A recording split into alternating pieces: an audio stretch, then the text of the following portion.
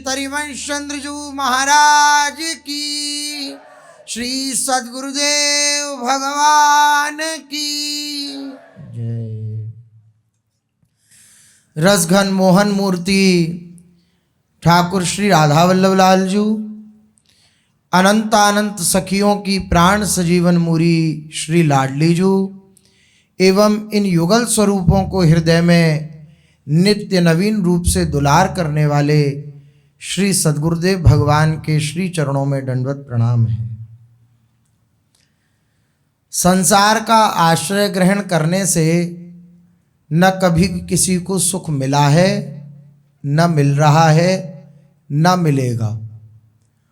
और भगवान का आश्रय ग्रहण करने से जो जो शरण आया उनको अनंत सुख मिला, जो शरण में हैं उनको अनंत सुख मिल रहा है, और जो शरण में बने रहेंगे उन्हें अनंत सुख मिलता रहेगा।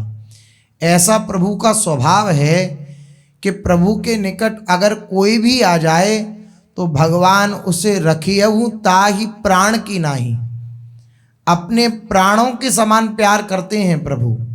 भगवान ने स्वयं उद्धव जी से अपने हृदय की बात कही है। वो कह रहे हैं कि मैं स्वयं ब्रह्मा जी को, भगवान शंकर को या स्वयं को भी, अपनी आत्मा को भी उतना प्यार नहीं करता जितने अपने अनन्य प्रेमी भक्तों को मैं प्यार करता हूँ। एकमात्र भगवान ही ऐसे हैं जो इस संसार समुद्र से हमारी रक्षा कर सकते हैं, और कोई रक्षा करने में सामर्थ्यवान नहीं है। खूब वह कहे कि हम आपकी रक्षा करेंगे, तब भी उसके अंदर इतनी सामर्थ्य नहीं है कि वो रक्षा कर सके आपकी। उसकी स्वयं की रक्षा करने के लिए उसमें सामर्थ्य नहीं है, तो वो आपकी रक्षा कैसे कर सकता है। इसलिए सर्वोपरि अगर कोई रक्षा करने वाले हैं तो वे प्रभु हैं। जो उनकी शरण में आ गया उनकी ऐसे रक्षा करते हैं जैसे अत्यंत वात्सल्य से भरी हुई माँ अपने बालक की रक्षा करती है, ऐसे रक्षा करते हैं। माँ में उतनी सामर्थ्य नहीं है, क्योंकि सर्वकाल में, सब जगह है, सब समय वे उपस्थित नहीं रह सकती अपने बालक के लिए। लेकिन भगवान सर्वकाल में, सब जगह, समस्त सामर्थ्यों से युक्त होकर हमेशा अपने भक्त की रक्षा के लिए तत्पर रहते हैं। ऐसा कौन है कि भगवान के सामने कोई ऐसा प्रश्न चिन्ह खड़ा कर दे कि आप इनकी रक्षा कर रहे हो तो हमसे पहले निपटो, तब आप इनकी रक्षा कर पाओगे अपने भक्तों की। ऐसा तो कोई नहीं है। मत भयात वाति वातोयम सूर्यस्तपति मत भयात वर्षतेन्द्रो दहत्यग्नि मृत्युश्चरति मत भयात। सारा संसार और संसार की जितना भी ये सब चल रहा है, प्राकृतिक चीजें, ये सब भगवान के भय से चल रही हैं। मत भयात वाति वातोयम। अगर वायु बह रही है तो भगवान कह रहे हैं मेरे भय से बह रही है। सूर्यस्तपति मत भयात, सूर्य तप रहा है तो मेरे भय से तप रहा है। और वर्षतेन्द्रो दहत्यग्नि मृत्युश्चरति मत भयात। अगर इंद्र वर्षा कर रहे हैं तो मेरे भय से। क्या भय? कि हमारे ऊपर भी कोई शासन करता है, इस भय से। इंद्र वर्षा कर रहे हैं तो मेरे भय से, और अगर अग्नि दाहक शक्ति है उसमें तो मेरे भय से, और मृत्यु सबको ग्रास बना रही है अपना तो मेरे भय से। भगवान के भय से सब चल रहे हैं। तो ऐसा तो कोई है नहीं कि भगवान की शरण में जो आ गया तो भगवान को किसी से पूछना पड़े कि हम इसकी रक्षा करना चाहते हैं तो आप अगर आज्ञा कर दें। नहीं, वो सर्वोपरि हैं। ऐसे प्रभु के शरणागत जो हो जाता है, प्रभु उसकी प्रतिक्षण रक्षा करते रहते हैं। प्रतिक्षण एक व्याकुल चित्त से उसकी रक्षा करते रहते हैं। आप पांडवों के चरित्र में अगर दर्शन करें तो कैसे व्याकुल होकर भगवान उनकी रक्षा कर रहे हैं। भीष्म पितामह जी ने 5 बाण सुरक्षित कर दिए हैं कि अब कोई नहीं बचा सकता। दुर्योधन ने आकर के कहा कि इतने दिन हो गए युद्ध होते होते, आप बिल्कुल पांडवों को बिल्कुल आप कोई भी कष्ट देना नहीं चाहते। हमें तो ऐसा लगता है हमारे पक्ष में रहकर आप पांडवों का सहयोग कर रहे हो, और आपका ये धर्म से युक्त बात नहीं है अगर आप ऐसा कर रहे हैं। तो भीष्म पितामह कहते हैं कि तुम क्या समझते हो, धर्म, जीवन भर धर्म को निभाया है, ऐसा कैसे हो सकता है मैं पांडवों का पक्ष लूं? मैं तुम्हारे पक्ष में हूं तो तुम्हारे पक्ष से लड़ रहा हूं, लेकिन मैं क्या करूं, उनके पक्ष में एक ऐसा कोई है जिसके कारण मैं कुछ नहीं कर पा रहा। वरना पांडु सुत सेना को चबेना सो भुनाए देतो, भीषम अकेले सबे भीख मंगवावतो, सकल सुर असुर जो करते सहायक भी तो, बाणन निपेट सन जारन जरावतो, बचतो न कोई मोद मचतो सुयोधन को, टेढ़ी टांग वारो जो कि आड़े नहीं आवतो। क्या करूं? सुयोधन, दुर्योधन को ही सुयोधन कहा जाता था, इसी का मोद मचता, इसी की जय जयकार होती, कोई नहीं बचता। ये पांडु की सेनाओं को, पांडवों की सेना को तो मैं चने की तरह भून देता। सामर्थ्यवान है भीष्म पितामह, ऐसे कोई हवा में बात नहीं कर रहे हैं। भीष्म पितामह खूब सामर्थ्यवान है, इतनी शक्ति रखते हैं, ऐसा कर सकते हैं, और ऐसा कर दिया। भगवान व्याकुल हो गए कि देख कैसे बाणों की ये वर्षा कर रहे हैं, तू संभल संभल अर्जुन। अर्जुन ने कहा मैं नहीं संभल पाऊंगा, तो भगवान स्वयं फिर रथ से उतरे और रथ का पहिया लेके हाथ में, वरना भीष्म पितामह के आगे कोई टिक पाए।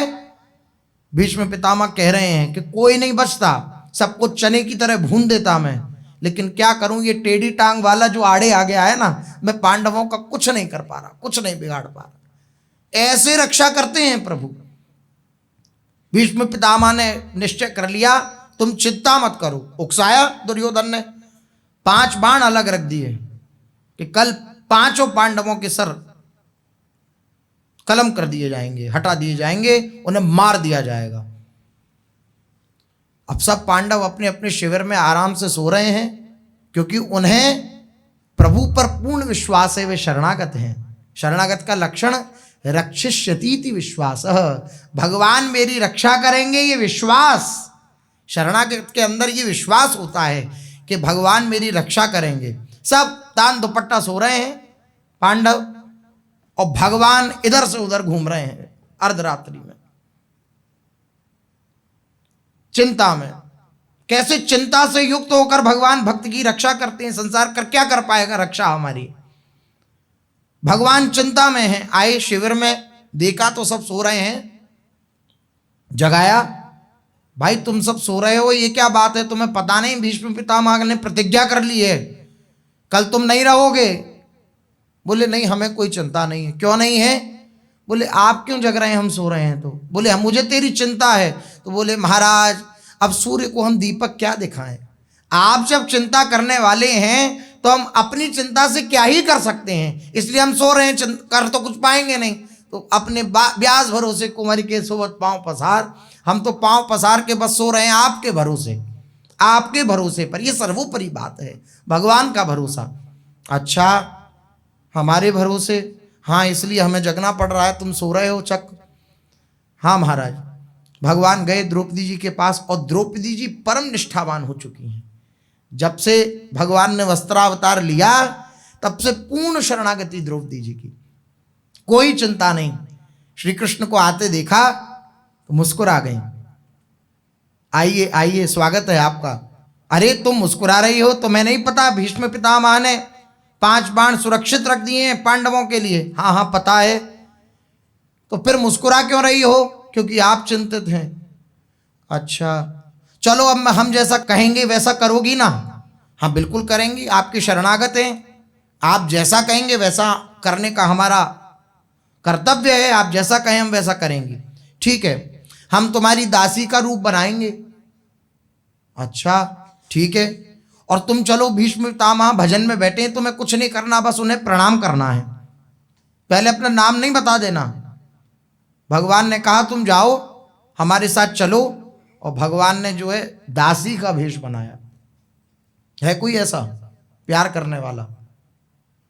इन्हें कहानियां मत समझिएगा, ऐसा ही प्यार करते हैं अपने निज जनों से, ऐसे ही रक्षा में तत्पर रहते हैं। आप जब निश्चिंत हो जाएंगे ना, बेपरवाह हो जाएंगे ना कि अब अगर आपको डुबाना है तो डुबा दो, मैं निश्चिंत आपके भरोसे पड़ा हूं, तो भगवान को चिंता होने लगेगी कि ये तो निश्चिंत हो गया, तो भगवान को चिंता होने लगेगी।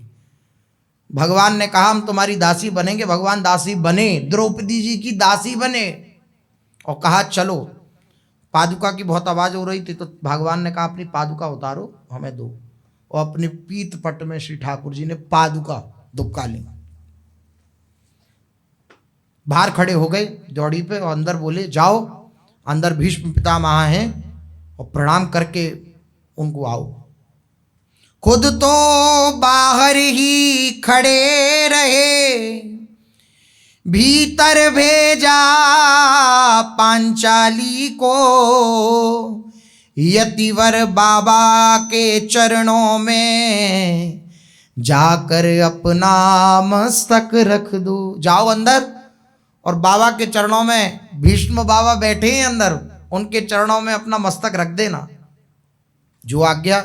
द्रौपदी जी गईं, पादुका नहीं पहनी है द्रौपदी जी ने, नंगे पैर, ताकि पता न लगे किसी को। अर्धरात्रि की बेला में भीष्म की लगी समाधि थी, मन प्रभु चरणों में लगा हुआ, उस जगह न कोई व्याधि थी। मन प्रभु के चरणों में लगा हुआ है भीष्म पितामह का, प्रभु के चिंतन में तल्लीन है भीष्म पितामह। और भीष्म पितामह क्या चिंतन कर रहे हैं? जब महाभारत युद्ध हो जाता है, समाप्त हो जाता है, अर्थात जब एक दिन का युद्ध विश्राम होता है, तो हमारे ठाकुर जी महाराज कैसे अर्जुन के घोड़ों की सुरक्षा करते हैं, कैसे उनको घाव हो जाता है तो कैसे लेपन आदि करके अर्जुन के घोड़ों की सुरक्षा करते हैं। भगवान के भक्त वात्सल्य को स्मरण कर करके श्री भीष्म पितामह तल्लीन समाधि में बैठे हैं और उनके अश्रु प्रवाह हो रहे हैं भगवान के स्मरण में कि ये अपने जनों से कितना प्यार करते हैं। गए कृष्णा, द्रौपदी जी का नाम एक कृष्णा भी है, कृष्णा अंदर गई। कृष्णा ने जाकर सर रखा चरणों में भीष्म पितामह के, चरणों पर कौन झुका देखूं, बाबा भीष्म एकदम चौके। चरणों में सर रखा जाकर प्रणाम ऐसा उच्चारण किया तो एकदम भीष्म पितामह समाधि में थे, चौंके एकदम कि अर्धरात्रि में कौन आया है। एकदम आंख खुली, देखा एक सधवा नारी चरणों में शीश झुकाती है, उसके तन की रंगी साड़ी सधवापन को दर्शाती है। देखा कि कोई सधवा नारी है, कोई सुहागवती स्त्री है, और हो सकता है दुर्योधन अभी गया है तो उसने अपनी पत्नी को भेजा हो कि जाओ भीष्म पितामह जी का आशीर्वाद लेके आओ। तो भीष्म पितामह जी के हृदय में ये बात थी कि दुर्योधन की पत्नी है। प्रणाम किया, देखा कोई सधवा नारी है, तुरंत आशीर्वाद निकला। रंगी हुई साड़ी अर्थात सधवा है, तुरंत आशीर्वाद निकला। आशीर्वाद मुख से निकला, सौभाग्यवती भव हो बेटी, तेरे हाथों की मेहंदी का रंग कभी ना छूटे बेटी, सौभाग्य तुम्हारा चल रहे, सिंदूर से मांग न खाली हो, वर देता हूं तुझको बेटी, तू वीर कुमारों वाली हो। सामने द्रौपदी जी खड़ी हैं, भीष्म पितामह जी ने बस इतना देखा कि कोई सधवा स्त्री है, आशीर्वाद दिया, सौभाग्यवती भव, पुत्रवती भव, आशीर्वाद दिया, तू हमेशा सुहागन रहे और मैं वर देता हूं तुझको पुत्रों की प्राप्ति हो। जैसे ही भीष्म पितामह जी ने ये बात कही, तुरंत द्रौपदी बोल उठी। सुनकर कृष्णा ने तुरंत कहा, बाबा ये क्या बतलाते हो, आप ये क्या कह रहे हैं भीष्म पितामह जी? तुरंत द्रौपदी जी बोली, आप ये क्या कह रहे हैं? कल और आज कुछ और कहा, तुम सत्यव्रती कहलाते हो। कल रात्रि तो आपने कुछ और कहा है, अभी आप कुछ और कह रहे हो, आप तो सत्यव्रती कहलाते हो, सत्य प्रतिज्ञ हो। आपके मुख से ये अशोभनीय है, आप पहले सत्य प्रतिज्ञा करते हो फिर झूठ बोलते हैं। मेहंदी का रंग तो रहने दो, साड़ी का रंग उड़ाओ ना। सिंदूर जब मेरी मांग का है, बाणों से उसे छुड़ाओ ना। आप कहते हो मेहंदी का रंग कभी ना छूटे, आप साड़ी का रंग उड़ा रहे हैं। अर्थात मुझे सधवा से विधवा करने की आपका पूरा विधान है। आप एक ही कृपा करिए, आप अपने बाणों से मेरे सिंदूर को नष्ट मत करिएगा। जैसे ही सुना भीष्म पितामह ने, मेरे 5 पतियों में से यदि एक भी मारा जाएगा, आशीर्वाद तेरा बाबा क्या झूठा नहीं कहा जाएगा। अगर एक भी 5 में से मारा गया तो आपका आशीर्वाद झूठा हो जाएगा भीष्म पितामह। अब तो एक टिमटिमा रहा था दीपक, छोटा सा, रात्रि का समय, कोई बड़े बड़े तो मशाल जल नहीं रही थी। जैसे ही सुना, अरे खड़े हो गए भीष्म पितामह अपने आसन से। द्रौपदी तुम यहां आई हो? तब आया होश पितामह को, हाथों से माला छूट गई। मन प्रभु चरणों में लगा हुआ, चित चोर समाधि टूट गई। समाधि टूटी बाबा की, जो प्रभु के चरणों में मन तल्लीन था वे टूटा और होश आया, माला हाथों से छूट गई भीष्म पितामह के। बोले बेटी, इन प्रश्नों का उत्तर पीछे दे पाऊंगा, तेरे सुहाग का निर्णय भी मैं पीछे ही कर पाऊंगा। तेरे प्रश्नों का उत्तर मैं बाद में दूंगा और तू सुहागवती रहेगी या नहीं ये भी मैं पीछे बता जाऊंगा। लेकिन एक बात खटकती है मन में, हैरान हूं जिसने कर डाला। बतला बेटी वे कहाँ छिपा, इस जगह तुझे लाने वाला। तू बाकी बातें छोड़, एक बात मुझे खटकती है, अर्धरात्रि में तू अकेली यहाँ आई है। मैं इससे हैरान हूं कि एक राज्य की वधू और अकेले आई है, तुझे लाने वाला कहाँ है ये बताओ मुझे, पहले उसके दर्शन करा।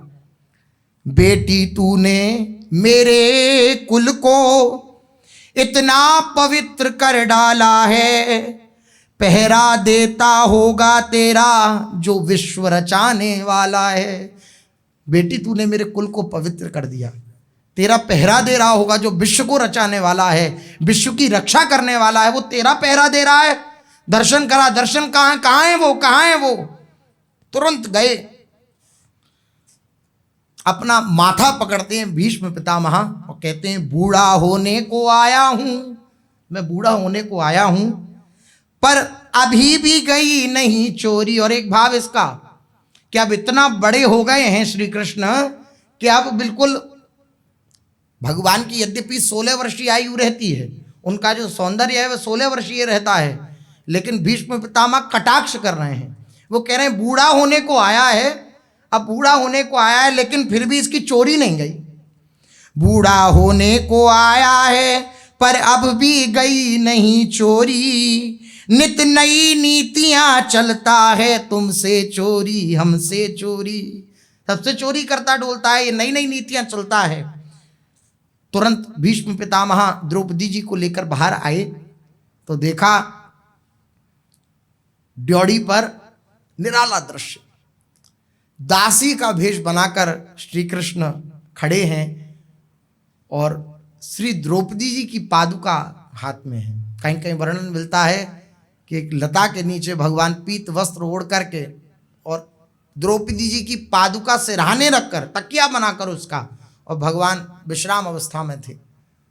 आए भीष्म पितामह बाहर आकर के जो देखा, ड्योढ़ी का दृश्य निराला था, पीतांबर का घूंघट डाले वो खड़ा बांसुरी वाला था। बाहर आकर देखा ड्योढ़ी का अद्भुत दृश्य, पीतांबर ओढ़ करके हमारे श्री कृष्णचंद्र जी महाराज बांसुरी वाले हुए खड़े थे। चरणों से जाकर लिपट गए, छलिया छलने को आया है, भक्तों की रक्षा करने को दासी का वेश बनाया है। अरे छलिया, तू फिर छलने को आ गया।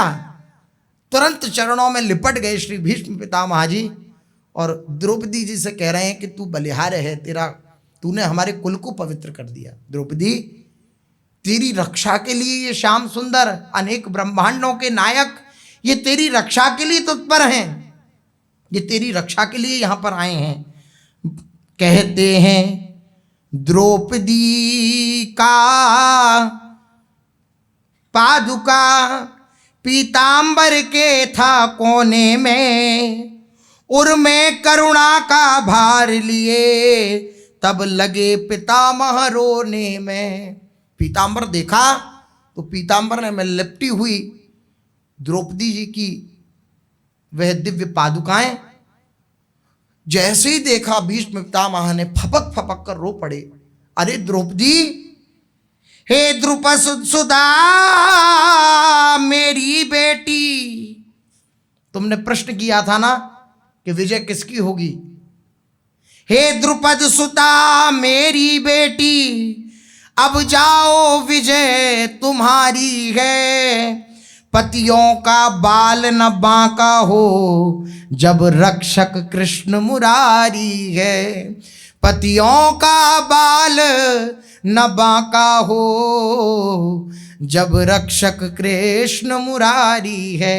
जाओ जाओ तो निर्भय होकर सो, अब तुम्हारा कोई भी नाश नहीं कर सकता। जब तुम्हारे रक्षक स्वयं श्री कृष्ण हैं तो भला तुम्हारा कोई नाश कर सकता है क्या। तुम निश्चिंत हो जाओ, तुम्हारे पतियों का बाल बांका नहीं होगा। रक्षा अगर कोई संसार में कर सकता है तो एकमात्र प्रभु है। और हमारी रक्षा के लिए कोई भी क्रिया करने की चेष्टा करेंगे लेकिन नहीं कर पाएंगे। हमारी रक्षा केवल और केवल प्रभु कर सकते हैं। इसलिए प्रभु के शरणागत होकर, प्रभु के चरणों में समर्पित होकर ये बात हृदय में दृढ़ता से बिठा लें कि संसार का कोई प्राणी हमारी रक्षा कर पाए या न कर पाए, लेकिन हमारी रक्षा करने के लिए भगवान सदा तत्पर हैं, क्योंकि हम उनके हैं। भगवान अपने भक्तों से अत्यंत प्यार करते हैं। जिसने उनको चाहा उसकी करते हैं प्रीतम खुद चाह। जो आहें भरता उसके लिए तो स्वयं वह भी भरते हैं आह। जो उनके लिए आह भरता है, उनके लिए रोता है, उनके लिए तड़पता है, उसके लिए स्वयं भगवान तड़पते हैं, स्वयं भगवान रोते हैं, स्वयं निश्चिंतित रहते हैं। भगवान उस भक्त के लिए जो भगवान के चिंतन में मदमस्त है। इसलिए हमारे हृदय की यही बात रहनी चाहिए, क्या हमारी रक्षा अगर कोई कर पाएगा तो केवल श्री कृष्ण। अगर हमारे जीवन में कोई भी विपत्ति आएगी, कोई भी कष्ट आएगा, कोई भी पीड़ा आएगी, तो हमारी रक्षा केवल श्री कृष्ण कर पाएंगे, और किसी में सामर्थ्य ही नहीं है। आप थोड़ा सा विचार करिए, हम संसार में जिसके भरोसे होकर अपने जीवन को छोड़ना चाहते हैं, उसके अपने जीवन का खुद का भरोसा नहीं है। हम उसके ऊपर अपने जीवन को छोड़ देना चाहते हैं कि तुम हमारी रक्षा करोगे, हम तुम्हारे अमुक हैं, तुम हमारी रक्षा करोगे। नहीं कर सकता कोई हमारी रक्षा। केवल और केवल प्रभु में इतनी सामर्थ्य है कि वो हमारी रक्षा कर सकते हैं। इसलिए उन्हीं के क्यों ना आश्रित हुआ जाए, उन्हीं के आश्रय में रहकर, उन्हीं के समर्पित चित्त होकर के प्रतिक्षण उन्हीं के चिंतन में लगे रहें, तो वो प्रतिक्षण हमारी रक्षा करेंगे। इस संसार के कुचक्र से हमारी रक्षा करेंगे, इस संसार के छलावे से हमारी रक्षा करेंगे, इस संसार के कुप्रभाव से हमारी रक्षा करेंगे, हर प्रकार से हमारी रक्षा करेंगे प्रभु।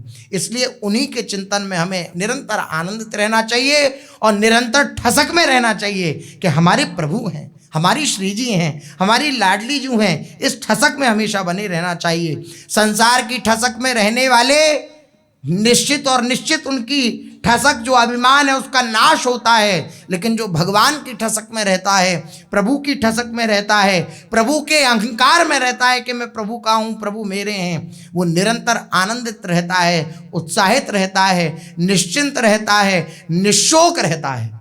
ये प्रभु की शरणागति का प्रभाव है।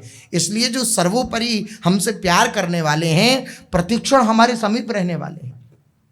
ऐसा कोई स्थान नहीं है जहाँ भगवान की यहाँ पे भाई एंट्री नहीं है, यहाँ बहुत अशुद्ध अवस्था है, यहाँ पर भगवान नहीं आएंगे, उनको दुर्गंध लगेगी। नहीं, भगवान वहाँ भी हैं, वहाँ भी हमारी रक्षा कर रहे हैं। बहुत से ऐसे लोग होते हैं, ऐसी अशुद्ध अवस्था में प्राण छूट जाते हैं, कोई सहयोगी नहीं होता पास में, शौच में बैठे हैं, वहीं पर हार्ट अटैक आदि आया और पधार गए। वहां कौन रक्षा करने वाला है? वहां पर भी मेरे प्रभु हैं, वहां भी उनका स्मरण होगा तो भगवान तत्पर हैं आपकी सुरक्षा के लिए, आपकी रक्षा के लिए। बोले तो फिर हम उनको पुकारते हैं, हमारी रक्षा क्यों नहीं करते? क्योंकि हमारी स्थिति ऐसी है कि हम एक तरफ भगवान को भी थोड़ा थोड़ा नमस्कार प्रणाम करके प्रार्थना करते रहते हैं और बाहर भी कुछ ना कुछ ऐसी व्यवस्था देखते रहते हैं कि अमुक से बात करके देखते हैं, ये शायद हमारा सहयोग कर सके, अमुक से बात करके देखते हैं शायद इस विपत्ति से ये हमारी रक्षा कर सके, तो भगवान पीछे हट जाते हैं। कल चर्चा हुई थी, तो भगवान पीछे हट जाते हैं। इसलिए केवल और केवल भगवान का भरोसा, ऐसे निश्चिंत जैसे पांडवजन निश्चिंत हो गए, बेपरवाह हो गए प्रभु के भरोसे पर, ऐसी निश्चिंतता जब हो जाती है तब भगवान चिंतित होकर उस भक्त को अपने प्राणों से भी अधिक प्यार करते हैं। चलते हैं महाप्रभु श्री हरिवंश चंद्रजू महाराज के चरणाश्रित जितने भी निज परिकर हैं उनको महाप्रभु जी की कृपा से अद्भुत सुख की प्राप्ति हुई। ऐसे ही महाप्रभु जी के निज परिकर के दिव्य मणि श्री हरिराम व्यास जी महाराज, हरिराम व्यास जी महाराज सब कुछ छोड़कर वृंदावन आए। वृंदावन में श्री महाप्रभु जी की शरणागति हुई और महाप्रभु जी की शरणागति के प्रभाव से संतों के प्रति दिव्य श्रद्धा की जागृति हुई। गुरु वही जो संत सेवावे, श्री व्यास जी ने कहा और श्री बिहारिंदेव जी ने भी ये बात कही है। गुरुदेव कौन है? जो संतों की सेवा करें, जगत से छुड़ा दें और संतों की सेवा करावें, वही सच्चे गुरुदेव हैं। इसलिए संतों के प्रति दृढ़ निष्ठा रखकर श्री व्यास जी महाराज ने संतों के प्रति इष्ट बुद्धि रखी, अति इष्ट बुद्धि रखी और उसके प्रभाव से श्री जुगल किशोर जी का प्रादुर्भाव हुआ और जुगल किशोर जी की नित्य सेवा में श्री हरिराम व्यास जी तल्लीन रहते हैं। इनको बुलाने के लिए इनके परिवार के जन आए, लेकिन परिवार के जनों को खूब समझाया बुझाया, लेकिन परिवार के जन तो अपनी स्थिति में थे, वह न माने और श्री हरिराम व्यास जी श्री राधा वल्लभ जी के उच्छिष्ट प्रसाद की कृपा से इस परिवार जन जो मोह से ग्रस्त होकर बार बार बाधा उत्पन्न कर रहे थे, उस बाधा से मुक्त हो गए श्री राधा वल्लभ लाल के उच्छिष्ट प्रसाद के महत्व के कारण। इसके बाद जो हरिराम व्यास जी के शिष्य हैं मधुकर शाह जी, वह आए। बड़े विलक्षण कोटि के महापुरुष हैं मधुकर शाह जी, सामान्य नहीं है, बड़ी विलक्षण कोटि की निष्ठा है। मधुकर शाह जी के विषय में अपने लोग श्रवण करते हैं, कैसी तिलक निष्ठा। मधुकर शाह जी के लिए श्री प्रियादास जी कह रहे हैं, मधुकर शाह नाम कियो ले सफल जाते, भेष गुण सार गहे तजत असार है, ओढ़ छे को भूप भक्त भूप सुख रूप भयो, लयोपन भारी जाके और ना विचार है, कंठी दरियावे कोए धोए पग पीवे सदा, भाई दुखी खर घर डार्यो माल भार है, पांव पर छाल कई आज जू निहाल किए, ये द्रय दुष्ट पांव गहे दृगधार है। जैसा श्री हरिराम व्यास जी के लिए कहा गया कि श्री हरिराम व्यास जी उत्कर्ष तिलक और उदाम, तिलक और कंठी को देख करके समस्त भक्तों को बड़ा प्रेम करते और उनके प्रति समर्पित भाव रखते, समर्पण भाव रखते, उनको अपने गुरु स्वरूप मानते। संत सवै गुरुदेव हैं, व्यास ही है परितीति। व्यास जी ने अपनी वाणी में कहा कि जितने भी संत हैं ये मेरे गुरुदेव के स्वरूप हैं, ये मेरे को पूर्ण विश्वास है, परितीति है इस बात पर। ऐसी ही निष्ठा श्री मधुकर शाह जी की, संतों के प्रति बड़ी निष्ठा। ओरछा नरेश महाराज मधुकर शाह जी बड़े शूरवीर धर्मनिष्ठ राजा, इन्होंने अपनी वीरता से युद्ध करके अकबर बादशाह के कई किलों पर विजय प्राप्त कर ली थी। ऐसे वीर थे मधुकर शाह जी। तब अकबर ने इनसे सम्मान पूर्वक संधि कर ली। एक बार अकबर ने इनको आगरे बुलवाया। उस अवसर पर सभी देशों के राजा महाराज जी बुलाए गए थे। उस समय दरबार में कई क्षत्रिय राजा जो वैष्णव थे तिलक लगाकर जाते थे। पहले बहुत से राजा तिलक लगाकर जाते थे, वैष्णव दीक्षित थे। श्री मधुकर शाह जी तो परम वैष्णव थे, ये तो 12 तिलक लगाकर दरबार में आते। एक दिन अकबर ने कहा कि कल से हमारे दरबार में कोई तिलक लगाकर ना आए, फरमान जारी किया कि कोई भी व्यक्ति हमारे दरबार में तिलक लगाकर नहीं आएगा, क्योंकि तिलक हमें अच्छा नहीं लगता है। हम जब मस्तक पर तिलक देखते हैं तो हमें अच्छा नहीं लगता। अगर कल कोई तिलक लगाकर आएगा तो उसके मस्तक को गर्म लोह से दाग दिया जाएगा।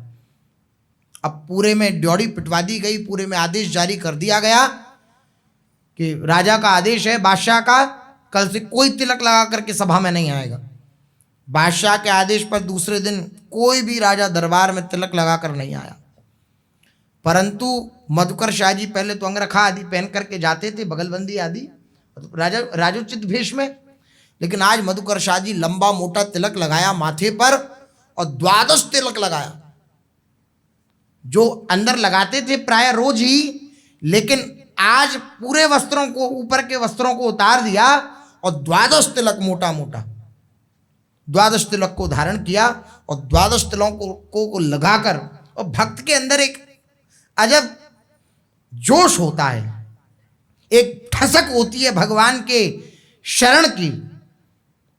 मधुकर शाह जी गए तिलक लगाकर, 12 तिलक लगाकर, अधिक चमकीला तिलक लगाया, दरबार में शामिल हुए। जैसे ही देखा तिलक लगाते नित्य माथे पर छोटा सा, उस दिन तो नाक से लगाया बड़ा मोटा सा। नाक से ही लगाया श्री मधुकर शाह जी ने। तब फिर बुलाया निज शूर सरदारों को, विक्रमी बुंदेलों को, घंघेरों को, पवारों को।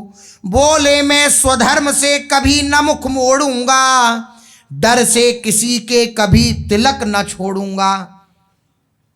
शहंशाह हैं, राजा हैं मधुकर शाह जी, तिलक के प्रति कैसी निष्ठा है। कोई भगवान के शरणागत उपासक भगवान का तिलक लगाने में संकोच करने लगे तो धिक्कार है उसके जीवन पर। हम भगवान का तिलक लगाएंगे, हम भगवान की कंठी धारण करेंगे, कोई हंसी भी करे तो हंसी तो रहा है, दुखी तो नहीं हो रहा हमारे से, हंसी तो रहा है हमें देखकर, खुश रहे वो, हमें क्या मतलब। हम किसी के हंसी के अगर पात्र बन जाते हैं तो हमारे लिए अच्छा है। भक्त की इच्छा रहती है सब को मैं प्रसन्न कर सकूं। अगर वो हमारे तिलक कंठी को देखकर हंस रहा है, प्रसन्न हो रहा है, तो अच्छी बात है, प्रसन्न रहना चाहिए। और सबसे बड़ी बात, भगवान के तिलक का दर्शन करने मात्र से भगवान की स्मृति आती है। वो भले ही आपकी निंदा करे, उपहास करे, लेकिन जैसे ही आपके तिलक को देखेगा तो उसको किसकी स्मृति आएगी? भगवान की स्मृति आएगी। तो सबसे बड़ा भक्त का कर्तव्य है कि जहां जावे तो उसको देख करके भगवान के स्वभाव का चिंतन होने लगे, भगवान का चिंतन होने लगे। यही सबसे बड़ी उपलब्धि है भक्त की। श्री चैतन्य महाप्रभु से चातुर्मास में कुछ वैष्णवों ने पूछा, सबसे बड़े वैष्णव कौन? तो बोले जो श्री कृष्ण का स्मरण करता रहे वे परम वैष्णव। फिर अगली वर्ष चातुर्मास हुआ, फिर यही प्रश्न किया, सबसे बड़ा वैष्णव कौन? बोले एक बार जो श्री कृष्ण नाम ले ले वो सबसे बड़ा वैष्णव। फिर तीसरी बार फिर चातुर्मास से हुआ, फिर यही प्रश्न किया गया कि सबसे बड़ा वैष्णव कौन? तो श्री चैतन्य महाप्रभु बोले जिसको देख करके श्री कृष्ण की याद आ जाए वे सबसे बड़ा वैष्णव है। हमें हमारे तिलक को देखकर, हमारी कंठी को देखकर किसी को वृंदावन की याद आ जाए, किसी को राधे राधे राधे राधे करता है, उपहासात्मक ही कहे, तो हमारे लिए सबसे बड़ी उपलब्धि है कि वह जो कभी ना नाम ले सकता था अपने मुख से, जो कभी नहीं लेता भगवान का नाम, वो हमारे तिलक को देखकर, कंठी को देखकर, जो गुरु प्रदत्त है उसको देखकर उसके मुख से नाम निकल गया, भगवान की स्मृति आ गई। तिलक आप किसी के माथे पर देखेंगे सबसे पहले किसकी स्मृति आएगी? भगवान की स्मृति आएगी। ये सबसे बड़ी उपलब्धि है। तो कभी संकोच नहीं करना चाहिए तिलक लगाने में। मधुकर शाह जी खूब सुंदर तिलक लगा के गए और उन्होंने कहा मैं किसी से नहीं डरता। तब क्या इसे मैं तप्त लोहे से दगाऊंगा? क्या वंश में बुंदेलों के दाग में लगाऊंगा? ये तिलक मेरे माथे पर है, माथे पर मैंने तिलक धारण कर रखा है। किसी की सामर्थ्य है कि लोहे से मेरे मस्तक को दाग दे? नहीं, ऐसा कभी नहीं हो सकता। भाल दगने के पूर्व उसे मार डालूंगा, तिलक निकालेगा तो खड्ग में निकालूंगा। मधुकर शाह जी बोले, आवेश में आ गए कि अगर तिलक निकालने की उसने बात करी तो मैं अपने खड्ग निकालूंगा, तलवार निकालूंगा अपनी। मार बादशाह को भले ही मर जाऊं मैं, अंत मरना है क्यों ना धर्म पर जाऊं मैं। अंत में तो सबको ही मरना है, मैं बादशाह को मारकर फिर भले ही मर जाऊं, सबको मरना है एक ना एक दिन, लेकिन मैं धर्म के लिए मरूंगा, ये सबसे बड़ी बात है। तुमको निदेश है ना पीछे पैर देना तुम, मेरे मरने पे आगरा को लूट लेना तुम। कहते ही कहते फिर क्रोधों ने आ गया, दीप्त मुख मंडल पे दून दर्प छा गया। भगवान के संबंध से उपजा हुआ वो ठसक व अभिमान झलक रहा है और चमक उठा मधुकरशाह जी का है मुखमंडल। अरुण दोनों नैन हुए और होठ फड़के, दोनों नेत्र मधुकरशाह जी के लाल हो गए। बातें सुनी रूप देख सेना भट भड़के। अब जितनी भी बातें मधुकरशाह जी ने बादशाह के समीप रखी, बादशाह एकदम सुन रहा है, जितने भी सेना के लोग हैं वे एकदम भड़क उठे। कांपने लगे वे वीर वीरता के जोश में, दांत पीसी ओठ को चबाते हुए रोष में।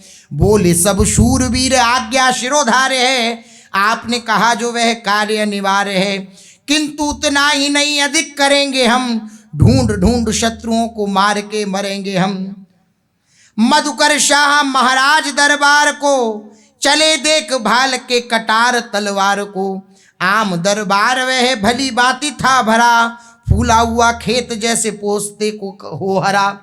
फूला हुआ खेत जैसे हरा भरा होता है, ऐसे पूरे दरबार में बहुत से लोग, पूरा दरबार भरा हुआ है खचाखच कि आज कौन कौन तिलक लगा के आता है और क्या दंड मिलेगा, ये देखने के लिए पूरा दरबार भरा हुआ। तिलक विचित्र ओरछे के नर नाह का। ओरछे के राजा श्री मधुकरशाह जी के मस्तक पर जब बादशाह की नजर गई, अद्भुत तिलक, विकट तिलक देखा तो देख चकराया चित्त अकबर शाह का। अकबर शाह का चित्त चकरा गया कि मैंने आदेश दिया, इसको बिल्कुल भी भय नहीं है और ये और मोटा तिलक लगा के आया है आज। सोचा भूप वृंदों ने बुंदेला मिट जाएगा, उद्धत अवज्ञा का अवश्य फल पाएगा।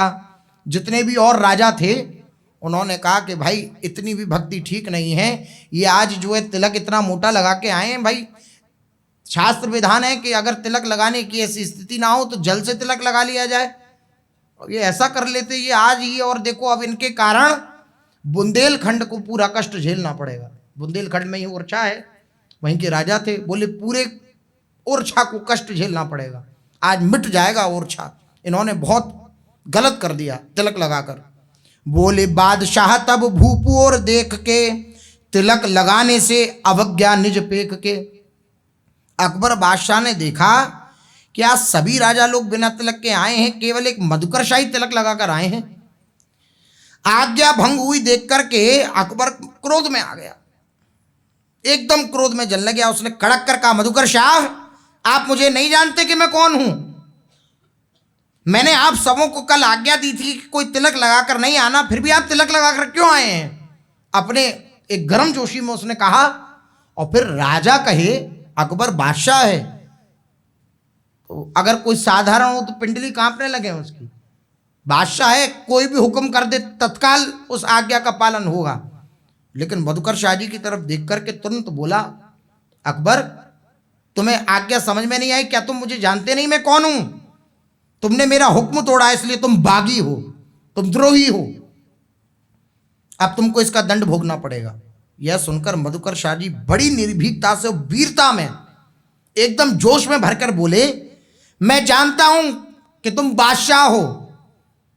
कल आपका हुक्म भी मैंने सुना था कि आपने क्या हुक्म दिया है, क्या आदेश दिया है, लेकिन आपकी बादशाही से बढ़कर मेरे इष्ट की बादशाही है। तुम एक मुल्क के बादशाह हो, मैं अनंत मुल्कों के बादशाह का दास हूं, इस दासत्व को कभी मिटा नहीं सकता। परमात्मा की बादशाही को मैं मानता हूं, तुम्हारी बादशाही को नहीं मानता।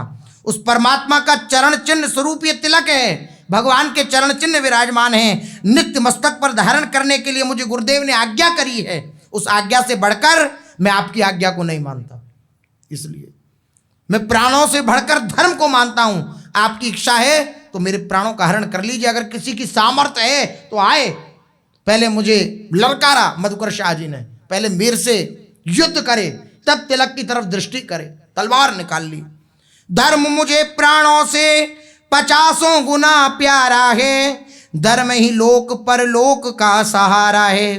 धर्म दिव्य दीपक है मुक्ति की भी राह का। धर्म से नहीं है बड़ा हुक्म बादशाह का। जीते जी कदापि धर्म से न मुख मोड़ूंगा। डर से किसी के कभी धर्म को न छोड़ूंगा। किसी के डर से मैं धर्म को नहीं छोड़ूंगा। श्री मधुकर शाह जी ने जब निर्भीकता पूर्वक ललकारा, आए देखूं कौन है मेरे सामने तिलक मिटाने और मस्तक दागने का साहस करता है। मैं आज दिखा दूंगा कि आज भी श्री राम के वंशज क्षत्रियों की क्या ताकत है। एकदम आवेश में आ गए मधुकर शाह जी। इस वीरवाणी को सुनकर क्षत्रियों का खुल खोलने लगा। सभी के दिल में जोश जाग गया। धन्य धन्य की आवाजें आने लगीं। कोई कोई कहने लगे एक और मधुकर शाह और एक और बादशाह, देखो दोनों में आज क्या निर्णय होता है।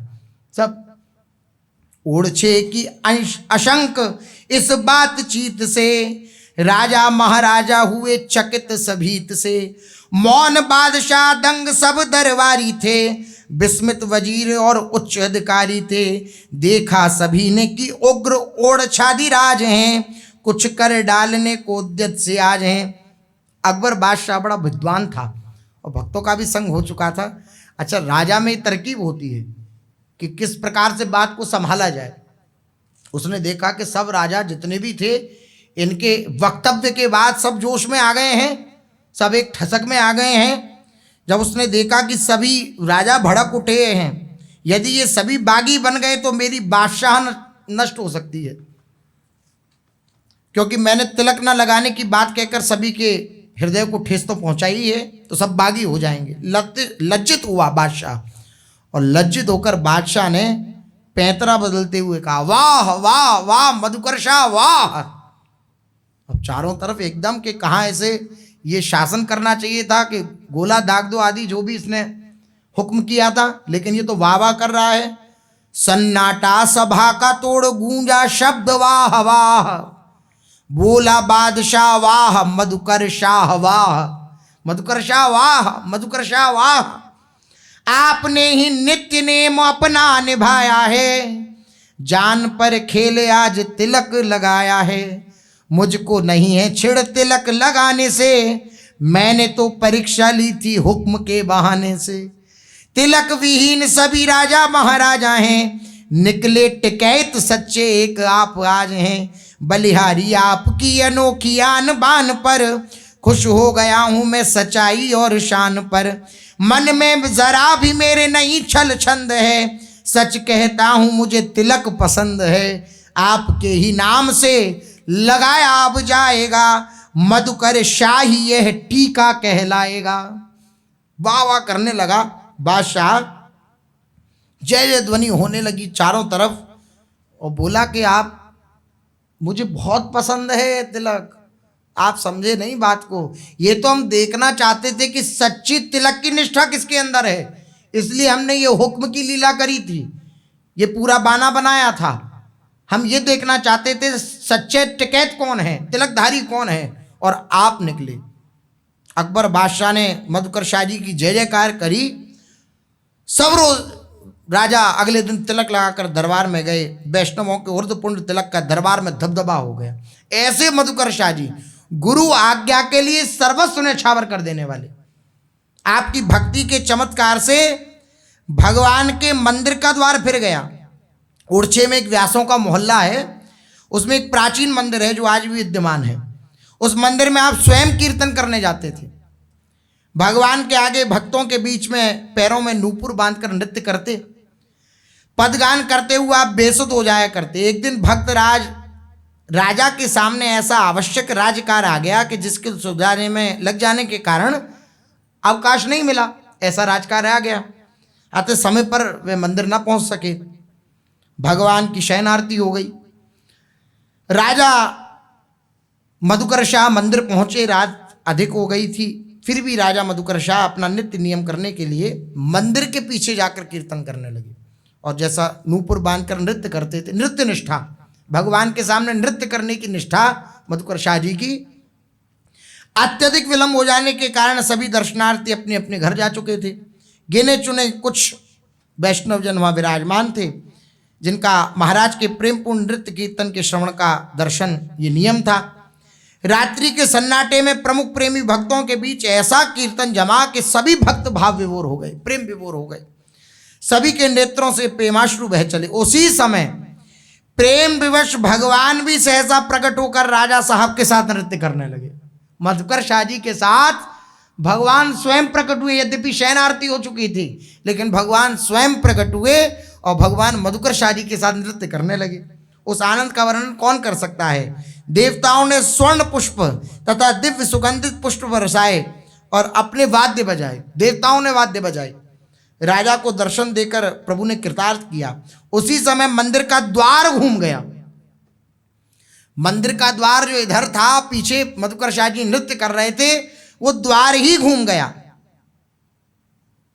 ऐसी स्थिति मधुकर शाह जी के नृत्य के प्रभाव से हुई। भगवान ने उनके नृत्य के दर्शन के लिए अपने मंदिर का द्वार ही घुमा दिया। ऐसे श्री मधुकर शाह जी। मधुकर शाह जी की संत वेश निष्ठा का भी बड़ा विलक्षण, संत वेश जिधर देख लेते बस, तो जितने जी जो कुछ लोग उपहास करने वाले होते हैं, तो उन्होंने विचार किया कि संतों के प्रति इनकी निष्ठा है। जिसको तिलक और कंठी देखते हैं तो उनका चरणोदक उतारते हैं, उनकी परिक्रमा करते हैं, उनकी आरती उतारते हैं। तो ये सत्य है कि झूठी ये देखते हैं थोड़ा उपा। तो एक गधे को तिलक लगा दिया और कंठी पहना दी। अब राजा आ रहे थे, सामने छोड़ दिया उस गधे को। राजा ने जैसे ही देखा कि गधे स्वरूप में है लेकिन वैष्णव तिलक धारण कर रखा है, कंठी धारण कर रखा, तुरंत उतरे और तुरंत उतर कर साष्टांग प्रणाम किया उस गधे को जो वैष्णव रूप धारण कर रखा है। तुरंत उनका चरणोदक उतारा, चरणोदक पिया, उनकी आरती करी, उनको भोग पवाया, परिक्रमा करी। और परिक्रमा करके अब जितने भी जो उपहास करने वाले थे विरोधी जन, वो तो हक्के बक्के रह गए कि इनकी तो निष्ठा सर्वोपरि, हमसे अपराध बन गया। तो बोले आकर के पास में कि हमसे अपराध बन गया, हमें क्षमा करें। तो मधुकर शाह जी खूब उत्साहित होकर बोले कि मैं आज धन्य हो गया। क्यों धन्य हो गया? मेरा राज्य धन्य हो गया। क्यों धन्य हो गया? जिस राज्य का एक गदहा भी वैष्णव है, अब उस राज्य का कौन बिगाड़ सकता है? कोई कुछ नहीं बिगाड़ सकता। ये भी वैष्णव है, इसलिए सर्वोपरि बात है। तो मधुकर शाह जी ऐसे निष्ठावान है। इनकी निष्ठा तो निष्ठा है ही, इनकी जो धर्म पत्नी है श्री गणेश देवी जी, वह भी बड़ी निष्ठावान। ये हरिराम व्यास जी के शरणागत वैष्णव और वो श्री सियाराम जी की उपासक, सियाराम जी को अपना सर्वस्व मानने वाली, अयोध्या से प्रेम रखने वाली। तो ये जब वृंदावन दर्शन करने आते तो वह अयोध्या जाती दर्शन करने। अयोध्या गई वो दर्शन करने। अब अयोध्या से आने का ही मन ना करे गणेश देवी जी का। वृंदावन से वापस मधुकर शाह भी आ गए और मधुकर शाह जी ने आकर के पत्र लिखा गणेश देवी जी को कि अब मैं आ गया हूं, अब आप आ जाएं। लेकिन गणेश देवी जी बार बार कहती हैं भी कुछ दिन और, कुछ दिन और। तो एक दिन झिझक के मधुकर शाह जी ने कि अब क्या रघुनाथ जी को साथ लेके आएंगी आप, राम जी को साथ लेकर आएंगे आप क्या? ये पत्र लिखकर भेजा कि आ जाइए, अब क्या रघुनाथ जी को साथ लेकर आएंगी क्या आप? अब गणेश देवी जी ने जैसे ही वो पढ़ा तो तुरंत उनके हृदय पे बात लग गई। उन्होंने कहा, राजा ने कहा है कि रघुनाथ जी को साथ लेकर आएंगी, अब मैं रघुनाथ जी को साथ ही लेकर जाऊंगी, नहीं जाऊंगी। बांधिनी की भांति पौड़ी रही, कही काहू सोना आयो ढिग, राजा मतिया वो तिया धर्म है। बीते दिन तीन जानी बेदन नवीन, कछु कहिए प्रवीण मोस खोली सब मर्म है। ऐसे मधुकर शाह की ये दिव्य रानी थी। गणेश देवी जी ने मन में विचार किया कि राजा हमारे प्रेम का उपहास कर रहे हैं। अरे हमारे समान तो श्री राम जी की न जाने कितनी दासियां हैं। यदि सब यही आग्रह करने लगे कि राम जी हमारे साथ चलें तो रघुनाथ जी कहाँ तक जाएंगे? उनके हृदय में भाव आया, धाम छोड़ने का हट कौन करेगा? कहा गया है, जो सेवक साहिब ही संकोची, निजित चहे तासुमति पोची। जो अपने स्वामी को संकोच में डाल दे वो सेवक सेवक कहले योग्य नहीं है, उसकी मति अतिहीन है। कैसे मैं कहूं, अब मैं बिना प्रभु के ओरछा भी नहीं जा सकती। क्योंकि तब तो राजा मेरा और भी उपहास करेंगे, प्रभु को और मेरा खूब उपहास करेंगे। यह सब सोचकर रानी प्रेम के कारण अत्यंत विकल हो गई। इन्हें प्रभु का वियोग व्याप गया। जब विरह असह्य होने लगा तो रानी तन त्याग का संकल्प कर श्री सरयू जी में कूदने का, परंतु यह कि अगाध जल राशि में कूदते श्री रघुनाथ जी इनकी गोद में आ गए और रानी को सरयू जी के प्रवाह से बाहर निकाल लाए और बोले, चिंता मत करो, मैं तुम्हारे साथ सहर्ष ओरछा चलने को राजी हूं, मैं चलूंगा तुम्हारे साथ ओरछा। श्री प्रभु का दर्शन कर कृपा में वचनों को सुनकर श्री गणेश देव जी आनंदित हो गई। सरयू जी में क्या मैं ओरछा तो वापस नहीं जाऊंगी बिना प्रभु के, राजा हमारा भी उपवास करेंगे और प्रभु का भी उपवास करेंगे, हम नहीं जाएंगे। तो उन्होंने कहा कि अब सरयू जी में कूदना ठीक है। सरयू जी में कूदी, भगवान आए, तुरंत उन्हें निकाला श्री गणेश देव जी को, बोला मैं राजी हूं, मैं चलूंगा ओरछे। रानी ने उसी दिन अयोध्या में भारी उत्सव मनाया और तुरंत मधुकर शाह जी को पत्र लिखा कि मैं प्रभु को लेकर के आ रही हूं, आप स्वागत की तैयारी करें। पत्र पढ़ते ही राजा को महान हर्ष हुआ। उन्होंने तुरंत राजा राम के स्वरूपानुरूप विशाल मंदिर बनवाने का हुक्म दे दिया कि आप मंदिर बनवाइए। तब तक रघुनाथ जी पधार रहे हैं, राजा राम पधार रहे हैं। स्वयं श्री राम जी के स्वागतार्थ बहुत बड़े लाभ लश्कर को साथ लेकर स्वयं मधुकर शाह जी अयोध्या चले कि हम साथ लेकर के आएंगे। अयोध्या पहुंचे, शुभ मुहूर्त पुष्य नक्षत्र में प्रस्थान की तैयारी हुई। पुष्य नक्षत्र में ही रघुनाथ जी ने काम चलेंगे। तो एक साल में श्री रघुनाथ जी अयोध्या से ओरछा आए और ओरछा में आकर तब तक मंदिर तैयार नहीं हुआ था, तो रानी जी के महल में विराजमान हुए और रानी जी के महल में खूब आनंद होने लगा, खूब उत्साह होने लगे, खूब उत्साह होने लगा। पूरा मंदिर तैयार हुआ। मंदिर तैयार होने के बाद मधुकर शाह जी ने प्रार्थना करी कि अब तैयार हो गया है मंदिर, अब आप चलिए मंदिर में विराजिए। तो रघुनाथ जी बोले, हम मंदिर में नहीं जाएंगे, हम यहीं रहेंगे रानी के महल में, हम यहीं विराजमान रहेंगे, हमें नहीं जाना मंदिर में। तो मंदिर में दूसरी विग्रह पधराया मधुकर शाह जी ने और रानी जी के महल में श्री राजा राम सरकार विराजमान है। जैसे ओरछा में राजा राम सरकार वो विराजमान है, ऐसी गणेश देव जी, ऐसे सौभाग्यवती इनकी पत्नी मधुकर शाह जी की और ऐसे सौभाग्य से संपन्न श्री मधुकर शाह जी। ये मधुकर शाह जी ऐसे भाग्यवान है, अपने गुरु के प्रति अनन्य निष्ठा है इनकी। मधुकर शाह जी श्री वृंदावन पहुंचे और वृंदावन जाकर कल अपने लोगों ने श्रवण किया कि महाप्रभु जी के चरणों में प्रणाम करके प्रार्थना करी कि अगर हरिराम व्यास जी हमारे गुरुदेव यहाँ रहेंगे तो ये अपने ही कल्याण संपादित कर पाएंगे, लेकिन अगर ये ओरछा चले जाएंगे तो अनंत जीवों का कल्याण होगा। आप कृपा करिए, इन्हें आज्ञा करिए कि वृंदावन को चलें। श्री महाप्रभु जी ने कह दिया, बिल्कुल ठीक बात है, इन्हें ले जाइए आप। अब एक संत सुन रहे थे, जाकर हरिराम व्यास जी से कहा कि आपकी तो वृंदावन जाने की बात महाप्रभु जी ने आज्ञा कर दी है, आपके शिष्य आए मधुकर शाह जी, उन्होंने आज्ञा ली है। जैसे ही सुना, कालिक पोतकर श्री हरिराम व्यास जी की विरह दशा बड़ी विकट, वृंदावन की दिव्य लताओं से लिपट लिपट कर रोने लगे, मुख पर कालिक पोतली। मधुकर शाह आए पीछे से, श्री हरिराम व्यास जी की वे दिव्य स्थिति देखी। वृंदावन के रूख हमारे मात पिता सुत बंधु। और फिर हरिराम व्यास जी कहते हैं कि वृंदावन को अगर कोई छुड़ाता है या कोई छोड़ता है तो तासो परत निकंध, वह नरकगामी होता है अगर कोई किसी के वृंदावन वास को छुड़ाता है। मधुकर शाह जी सुन रहे हैं, विकलता को देख रहे हैं श्री हरिराम व्यास जी की, और विकल हो गए मधुकर शाह। मधुकर शाह जी ने प्रणाम किया कि मेरे से गलती हो गई व्यास जी के चरणों में, मैं अब कभी आपसे वृंदावन से बाहर जाने की नहीं कहूँगा। ऐसी विकलता।